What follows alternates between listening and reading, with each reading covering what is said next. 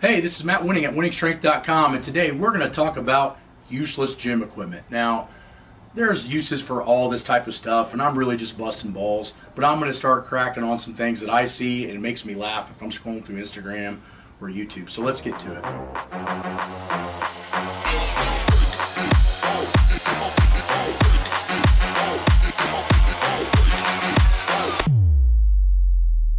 The first thing that I think for most people is absolutely useless is a Smith machine. Why? Well, one, if you can't balance what you're doing, it's not really worth it. It doesn't transfer to the real world. So although the Smith machine was probably designed with great intentions for high school kids or whatever, the problem is the body really just doesn't move in that straight plane. It has a different type of movement. I mean, when you're doing a squat or a bench, no matter how much I talk about trying to press in a straight line or pushing out to squat in a straighter line, there's still some variation in that. The Smith machine really doesn't allow that variation, and most people that you find on the Smith machine are doing exercises they can use way more weight on than actually when they walk something out and do it free. So the point is if you look at a lot of the styles of training that we do, we try to really emphasize stability.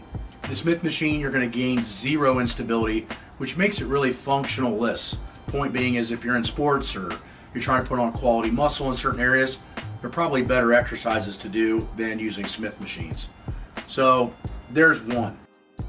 Two, when we see people with gloves, now I get it, you don't want to make your hands rough and callousy, but at the end of the day, if you're wearing gloves, you're probably going to get called out for being a sissy.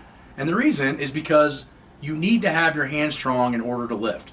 Now, if you're trying to be a powerlifter, wearing gloves is not going to do anything for you because once you grab onto a super sharp deadlift bar, your hands are going to be hamburger. But the point is that when I shake a guy's hand that wears gloves to work out, you know it immediately. Their hands are soft, they don't feel like they work out really, and most people, let's be honest, that wear gloves just are not, they're not strong.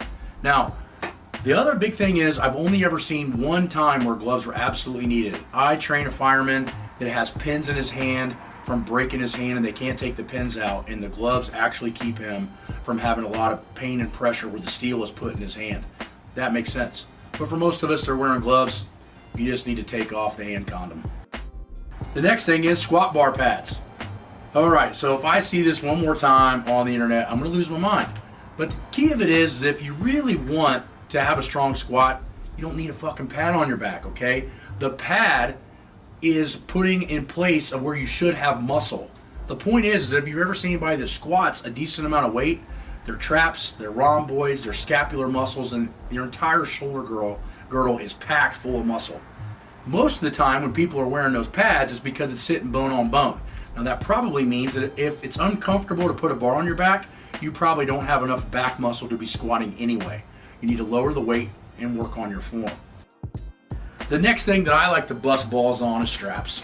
And I know that now because everybody wants to follow Eddie Hall and all these fucking strongman deadlift records and all this other horse shit, that everybody and their mom wants to wear straps to do deadlifts. If you can't hold it, don't lift it.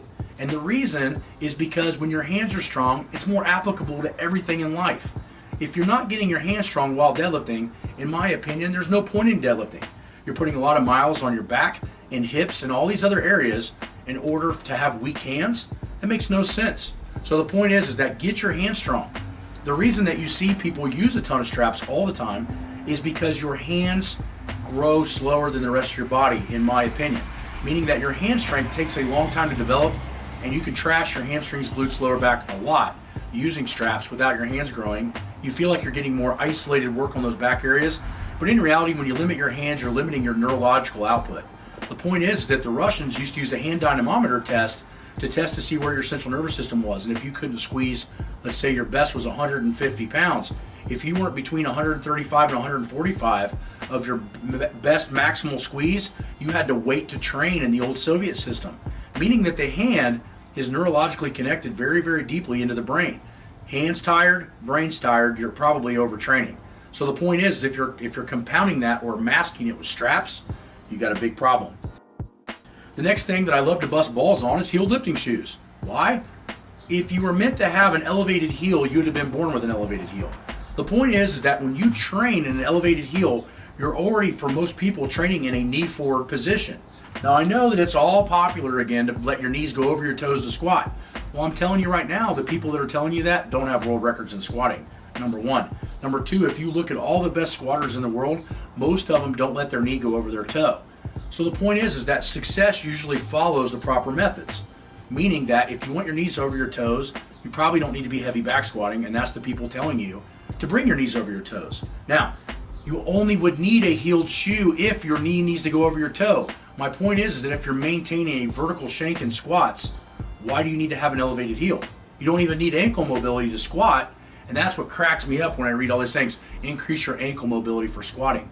If you're catching a snatch or you're catching a power clean, ass to grass, 100% I agree that you need to have heels on in order to get in those positions.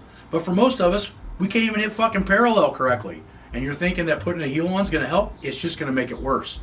In my opinion, putting a heel on is going to make you more quad dominant, turn off more posterior chain, and make your squat form actually get worse. So the point is that squat flat-footed, get your shins as straight up and down as you possibly can with perfect technique. And when you have maxed that potential out, throw on heeled shoes occasionally, or if you like and want to wear them all the time, go ahead. But build your base with a flat sole. I actually did my master's thesis on this exact same topic. So if you need help with anything, come on online to winningstrength.com. Check out our online coaching. Check out Train Heroic, where we go through a lot of stuff and have a lot of new videos, not only on showing you the exercises, but also giving you the videos to make sure that you're doing it correctly at a very good price. Talk to you guys later.